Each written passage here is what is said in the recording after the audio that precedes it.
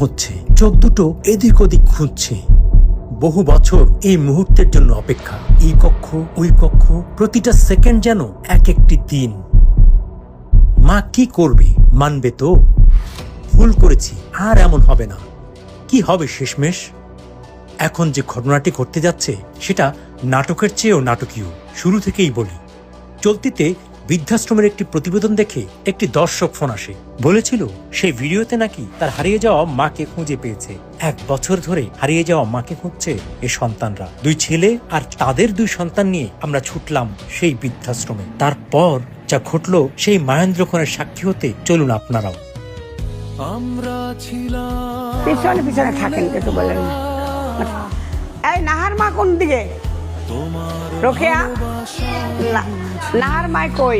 নাহার হ্যাঁ কোন ঘরে? হ্যাঁ ঘর কোনটা? এইটা না তো পরের দেয় না। দাঁড়াও দাঁড়াও, আমি আসি।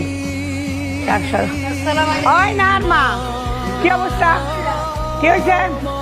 আরে দাঁড়ান, কথা বলেন না। কি অবস্থা মা? বা শরীর ভালো? খাওয়া দাওয়া হয়েছে? আল্লাহ বিল্লাহ করছো? হ্যাঁ, দোয়া দুরুদ পড়ছো? আমার কোনো সন্তান নাই।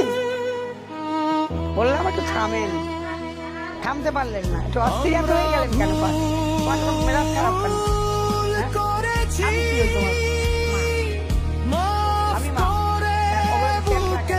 জড়িয়ে না তোমার পায়ের কাছে মাথা রাখবো, আর কাঁদবো না কসম খা মা। মাকে বিদায় দিতে এসেছে বৃদ্ধাশ্রমে থাকা আরো মায়েরা। চোখের পানি, ভাষায় বলতে না পারা কত কথা তারা বলছে চোখে চোখে। কিন্তু বিদায় কি হয়েছিল? না, এখানেও ঘটল নাটকীয় ঘটনা। সন্তানদের ক্ষমা করতে পারেননি মা। বড্ড অভিমান জমে আছে মায়ের বুকে। সন্তানরা হাত পা ধরে শুধু মাপ চাইল বারবার, কিন্তু বরফ গলল না।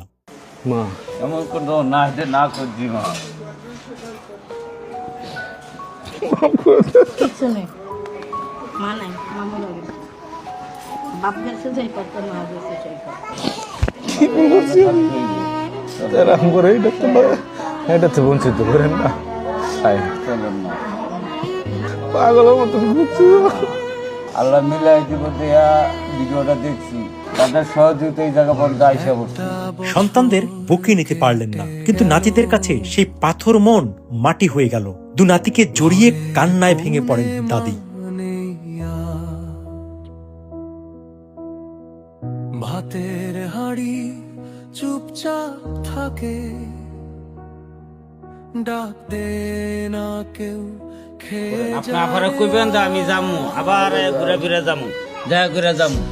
আমি ফাঁকা ফাঁকা আইসা সবার লগে দেখা সাক্ষাৎ করে যামু। ভালো আছি না মন্দ আছি আপনার আফু দেখবো না, আঙ্গ আফু দেখবো না, আপনার মা লাগে তো। আপনি কইবেন যে হ আমি ভালো আছি না মন্দ আছি, আইসা আইসা দেখা করে যাবো। আপনার যদি আবার খারাপ লাগে আবার আসতে পারবেন, সমস্যা নেই মা। চলেন মা, উঠেন। আপনারা কইবেন উঠেন উঠেন, চলেন।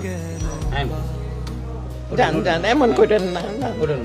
আমরা ছিলাম ভুলে ভরা, উঠেন তোমার উঠেন উঠেন উঠেন মা, আসেন, উঠেন মা। ভুল মানুষের হয়, মাফ করে দেন, শেষ করে ফেলায়, যা আছে সব ধুয়ে ফেলাই দেন, পরিষ্কার।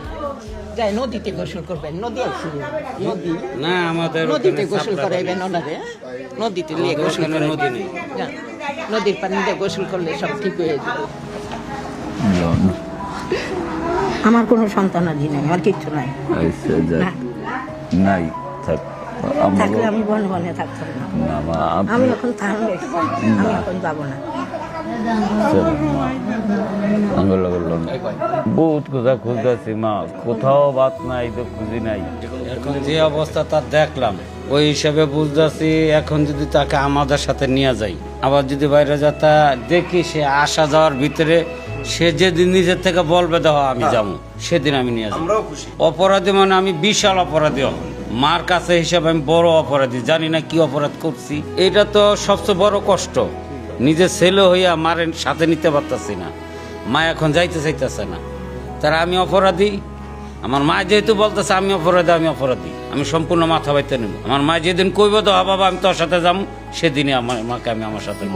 আমি আমার সেবা যত্ন যতটুকু পারি করব, আল্লাহ যতটুকু আমার সামর্থ্য কুলায় আমি তাদের সবার সাথে দেখা সাক্ষাৎ করব। আরেক মা তখন তার বাড়ি ফেরার জন্য ব্যাকুল। যদি এমন করে তার সন্তানরাও তাকে নিতে আসতো। বাড়ির পুরো ঠিকানা কাঁদতে কাঁদতে বলে গেল সে।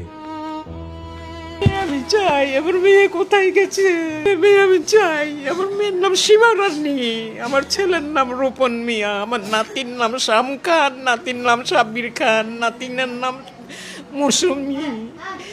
আপনি থাকেন, আমি এসে আপনি দেখে যাবেন। ক্ষমা তো মনে হয় পাবো না, একবার আদর করে দেন, ছোটবেলা যেমন আদর করছিল এই আদরটা করে দেন দুইটা বাইরে, এই আদরটা লয়ে যাই। আইসি তো নেওয়ার আশা, আমি এখন যেহেতু যাইবেন না তাহলে আমাকে একটু আদর করে দেন, একটু আদর করে দেন না, আদর করি বড় করছি ওনার আদর আবার একটু আদর করে দেন না। এই যে হয়েছে 82 তুই গেছে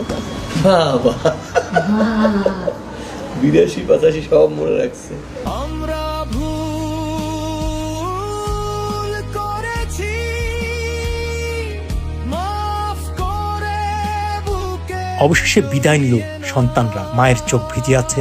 দুই সন্তান ও দুজন নাতির চোখের পানিও লুকাতে পারেনি। একটা সান্ত্বনা নিয়ে বাড়ি ফিরতে পারছে। মা বেঁচে আছে তো, মাঝে মাঝে আসতে পারবে এখানে। আবার আর আসন লাগবে না, দেখে গেছে না, আর লাগবে না। পুরো বৃদ্ধাশ্রম কাঁদছে, চোখের পানি লুকাতে পারিনি আমরাও। আল্লাহ হাফেজ মা। এতটা বিদায় মা। পাষাণ হইও না,